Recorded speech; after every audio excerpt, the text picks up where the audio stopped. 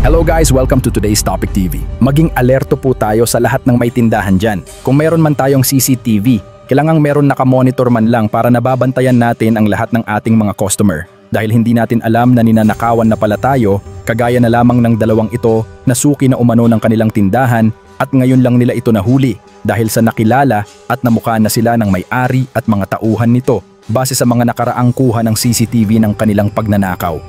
Sa video ay makikita ang babaeng ito habang bitbit ang isang basket na mga items na kaniyang kinuha, gumawi ito sa may matataas na estante para magkubli. At doon niya isa-isang isiniksik sa kaniyang bag ang mga paninda. Subalit lingid sa kaniyang kaalaman ay tila minomonitor na sa CCTV ang kanilang galaw at kilos ng may-ari nito. Ganoon din ang isa pang kasama nito. Asan yung mga kape niya dyan? Sino mo ah?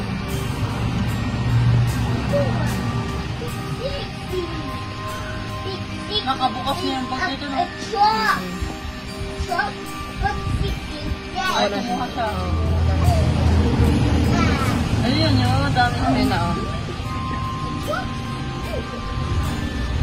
Kaya yung bag niya. Ayun na oh, ayun oh, kinuha Kape mo. yun, no? Kape yun.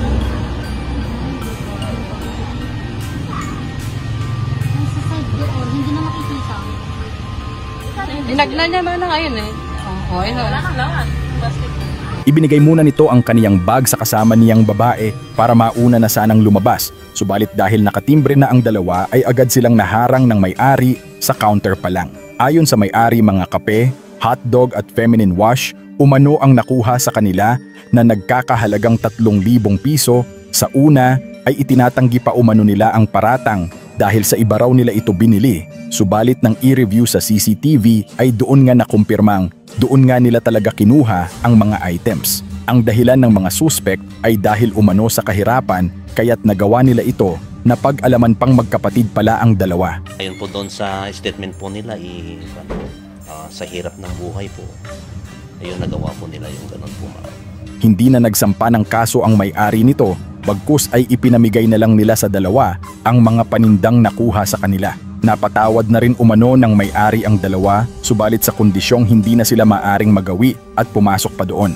Ang kahirapan ay hindi dahilan para gumawa ng masama, maraming marangal na paraan para mabuhay at umasenso. Kapag pinili mong manatiling may dignidad at gumawa ng tama, nagiging mabuting ehemplo ka sa iyong mga anak. At ito ay isang uri ng kayamanang hindi kayang tapatan ng pera. Ito ang uri ng pamana na hindi mo kailanman pagsisisihan. Piliin natin ang tama dahil sa huli, ang kabutihan pa rin ang tunay na tagumpay.